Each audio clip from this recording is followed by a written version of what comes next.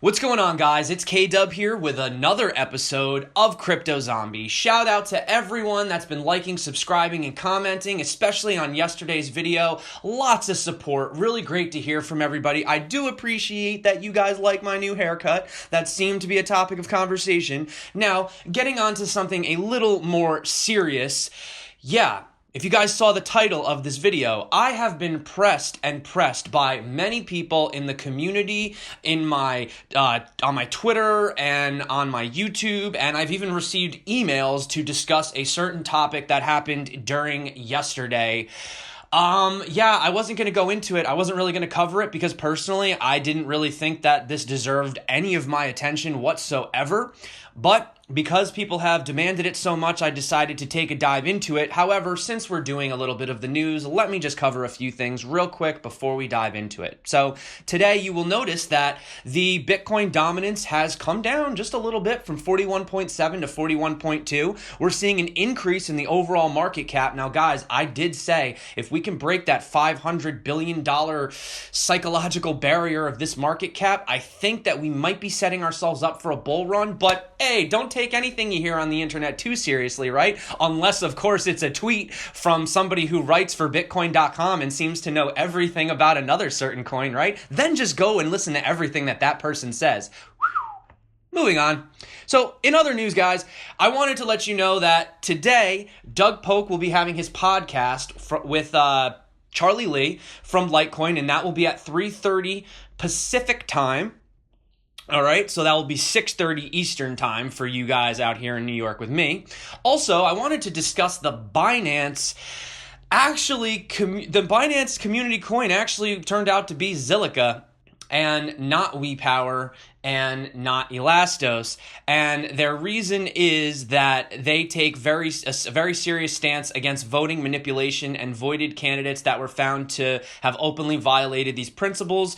And it was later discovered that elastos and wepower had both participated using some form of voting bots. So unfortunately, they were disqualified.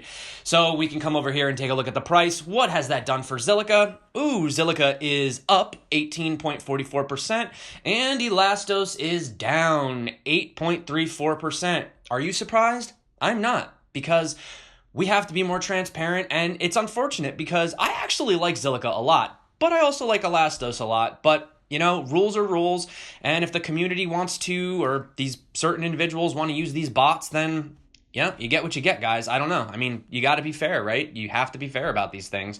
So, in other news, PayPal is seeking for a faster cryptocurrency payment tech. So, what they're saying that they want to do, let me just quote them. They said the aim of their new concept is to narrow the amount of time it takes for payments to go through between a consumer and a merchant, avoiding the process of sending a transaction and waiting for it to be included in the next block on the network. To do this, PayPal proposes a way to create secondary wallets with their own unique private keys for buyers and sellers. The system would transfer private keys corresponding to an exact amount of any given cryptocurrency. I literally had to read this twice because I was really confused. I was like, wait a minute, I have to give them my private keys? But then I realized that they're going to have a wallet with private keys that you put the funds into, and then when you give it to that individual, they just take the private keys so they can get the money a lot faster. So that's a very, very unique stance that I've never heard of before, but if it works, it works. I mean, hey, you know, if people got to get the money quicker, if 10 minutes is too long to wait. PayPal co-founder Peter Thiel is also reportedly invested heavily in Bitcoin via Founders Fund, the venture capital firm that he founded. Also, in other news, about 4 days ago, there was this review that says Falcon coin, scam busted. So basically, the author goes in to describe all these red flags about Falcon coin, which is another lending platform. So when are people just going to figure out that these lending platforms are scams? I mean, what lending platform is still successfully out there that hasn't had some kind of hiccups or some kind of issues, you know? And I'm not talking about like salt lending or anything of that nature. I'm talking about these like BitConnects where you're going to make like 250% return in a day or something like that, right? So yeah, he came in to say all these red flags, this and that. Is it a Ponzi scheme, et cetera, et cetera? And it turns out that today The website is completely down. No one is answering on any of their social medias whatsoever. So yes, unfortunately, guys, Falcon coin was yet another scam coin, and they took their exit and they ran off with their money. So please, people, stop investing in these stupid coins, okay? Also, as far as scams are concerned too, I'd like to also talk about this Morosky, right? So there was this really shady cryptocurrency that was talking about you were gonna have like a bank in your pocket or something like that.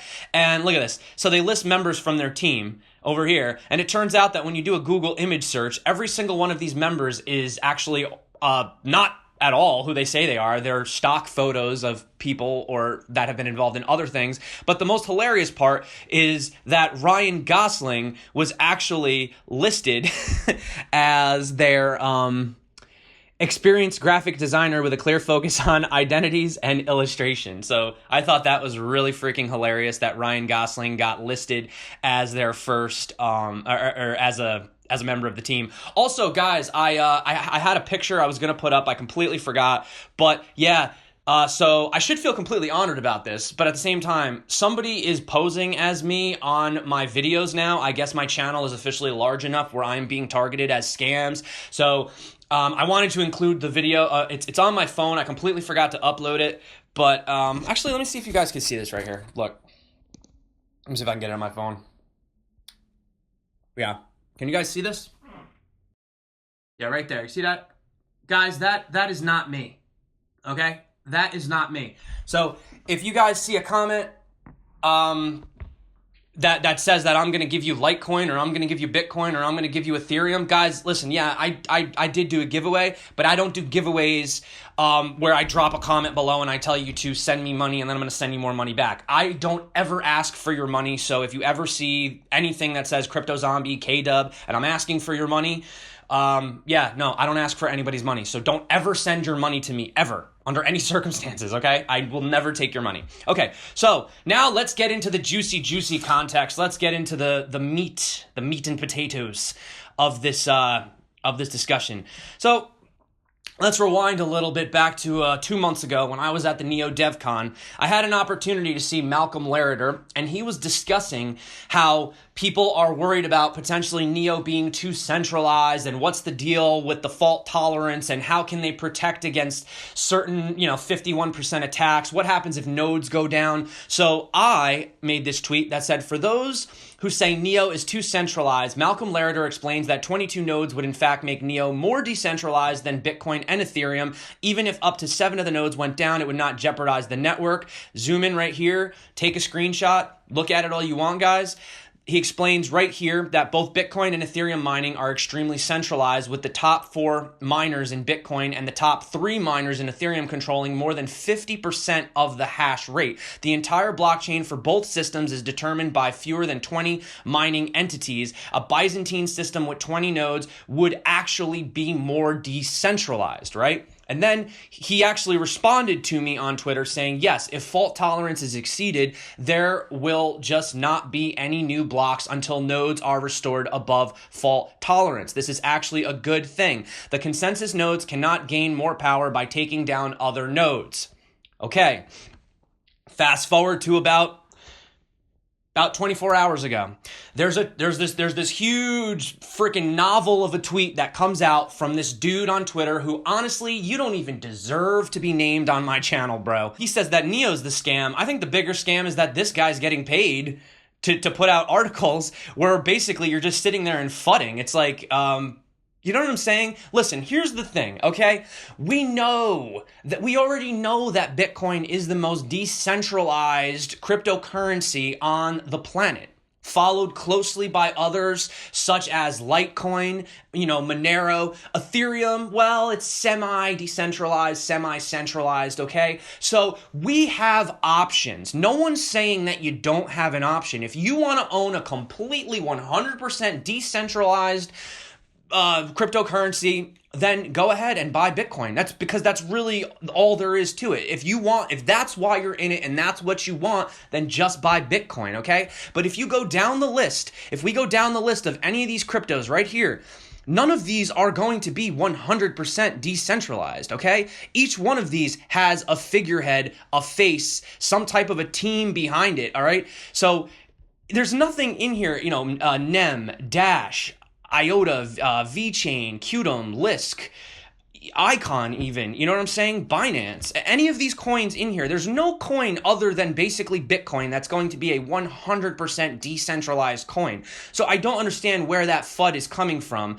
And the other thing too is I wanted to go to Malcolm Larater. He had a bit of a rebuttal to this, and he says down here, he says, it's one thing that cryptocurrency fans might be making claims like this. That's fully understandable. However, when a so-called industry leader is spreading claims like this, then we should take a time out and consider if we really want to have these persons as an industry leader and if they are really as knowledgeable as they claim to be. He explains right here that it is an edge case because it requires a node being out of sync or going offline, then back online again during consensus, okay? So because when it goes out of sync, the consensus is already at a high iteration number. So he says 6 or more in this case based on how many nodes that they have. Every time a view is changed, the view time is increased. This means that there is an increasing delay in each iteration to be able to receive all consensus messages. What we experienced yesterday is a combination of number one, the delay is too long, and number two, the consensus messages being forwarded with priority but not received with priority, queued behind other messages. Okay, so this is going to be fixed in an upcoming patch. I don't understand this. Whenever I upgrade my iPhone or I upgrade my iOS software or something with Google and I get a message that says, hey, download this because we're going to fix some bugs. Nobody seems to care, right? What do? You tap on it, you download it, and the bugs are fixed. But for some reason, we find one little insignificant, tiny little problem with Neo, and then suddenly the whole world goes crazy and just pull your money out, and what are you doing? Oh my God! Right? It's like, chill out, bro. It is literally a proven fact. It is a proven fact. I'm not a developer, but ask any developer. All code has bugs. All of it. There is no perfect code, ever. Codes have bugs, guys. So this guy is upset because he's saying that the Byzantine fault tolerance is apparently non-existent, and also the fact that the system or the blockchain went down for, I think it was like a few minutes, and this is an issue that was fixed because the node that was trying to relay the information went offline. So had that node not been involved in those messages, it would have been completely fine, but the other nodes were waiting to receive the information from that node that happened to go offline, so it was essentially just put into a queue. That's really all that happened. I mean, literally, guys, I have sent Ethereum transactions that have taken me over a day, to literally send Ethereum from one wallet to another wallet. And there's been instances of people having to pay up to $150 in gas during high congestion fees on the network. I've never experienced that with Neo. Neo goes down for a few minutes, and then it fixes itself, and suddenly we should just abandon ship, jump it. This is a completely worthless project. I mean, I don't know how to feel about it, It's kind of like, well, let's just look at what else had to be said about it. So Fabio, who is he's a member of the City of Zion, and he's a founder of Next, the Neon Exchange, and he says, you need to return to your masters. It was supposed to be the mastery of the scientific method. Instead of making assumptions on top of chat messages, 2 minutes of real investigation would show that it is not the case, or maybe you aren't capable of it. All right. And then another message from the City of Zion says that Neo consensus mechanism DBFT continues to produce blocks even when City of Zion dev Chris Hager kills one more consensus node. Here's the example right here. You guys can click this video, which I can even leave a link to it in the description, and you can actually see Chris Hager, who is a developer of the City of Zion. I'm going to mute it just for the sense of this video, but you can see him right here. He's executing the kill. He kills off a node, right? And then if I'm just going to fast forward, the nodes are fine. They literally completely go back up and run exactly what they're doing, and this was done live. So I don't know where this dude is getting his information from, but it's really a shame that people can spread this type of FUD And also over on the Reddit, you have Ash Rolls from the city of Zion. They said, while there is an occasional problem with the consensus, this is another issue that is currently being patched by the city of Zion, Red 4sec, and Eric Zhang, the co-founder of Neo. It's a simple bug that can be engineered out, not a fundamental problem with the DBFT algorithm. And then Fabio replied, yeah, thanks, Chris. Crazy. This is kind of stupid research, even makes us lose time. Instead of actually doing the test, the guy makes a series of suppositions on top of a chat message. This screams technical incompetence to me. Should be matched with equal amount of doubt on his skills. You've got to honestly, seriously ask yourself this question, all right? Let's say, like, hypothetically, you're going to be a car manufacturer and you're going to make a bunch of cars, right? You don't want to just start mass producing a ton of cars without making sure that you don't have bugs or you don't have issues with the vehicle, right? Because that's when you see these things like recalls where these companies have to come back and fix it and spend lots of money on, wasted resources to fix a problem that could have been fixed before the car went out of the gates. Now, I know this is a really random analogy, but just think about it, okay? When is the best time to change the engine of a car, right? While the car is running or before the car is running? You know what I'm saying? So Neo is focusing on perfecting their system, perfecting their blockchain before they release it to a bunch of nodes. And then you have the exact same situation that you have right now with Ethereum, where you have thousands of nodes that are running a faulty code to the point where we can't even download the entire blockchain, okay? So you have to think about that before people just start jumping to conclusions about this and about that with Neo. And another thing too, guys, I spoke with Matt from over at the Thor team, and he told me specifically he looked at all the other blockchains, and he's a developer, and he said that hands down Neo won by a landslide, and that's why Thor chose to go with Neo. And also, if you've noticed, how come Guardium, the 911 service on the blockchain, they switched from Ethereum to Neo? WowWoo, they switched from Ethereum to Neo. Coincidence, guys? So understand that they want to fix the problem before they have all these nodes just running it, and then it's just too far gone, there's too many loopholes, and there's nothing that you can do to fix the problem, okay? Their plans are 100% to decentralize Neo in the future, okay? They have this plan. It's something that they're going to do, guys. You just have to allow them to perfect this before they open Pandora's box and unleash it to the wild. But you know what one of the worst things about this for me personally? Now, I'm somebody that's heavily interested in cryptocurrencies. Yes, I like Neo, guys. It's one of my favorite coins. It's not the only coin that I own. I do cover other things on this channel. I cover ERC20 tokens. I've talked about Ethereum. I've spoken about Qtum in the past, okay? I've spoken about ETHOS. I like to just look at the bigger scheme. I like to look at the whole picture as a community, as a gigantic experiment, this whole blockchain experiment, right? And the thing that bothers me is that we are so unbelievably sensitive in this market that this one guy right here comes out and says something. So let me come over here and look at this. This is the saddest part of all. This is the saddest part. Look at this. This guy, look at this. Look at how his Twitter's going. He's losing a couple followers here, right? Boom. He posts some kind of a FUD article. Look at this. 2,116 people follow him. 3,271 people follow him. So that's almost 6,000 people that followed him based off of this stupid FUD article where absolutely no research was done whatsoever. And here's the real kicker. Look at this. Everything's in the green. Well, IOTA's down a little bit, but look at this. Neo taking almost a 3% hit. You know what?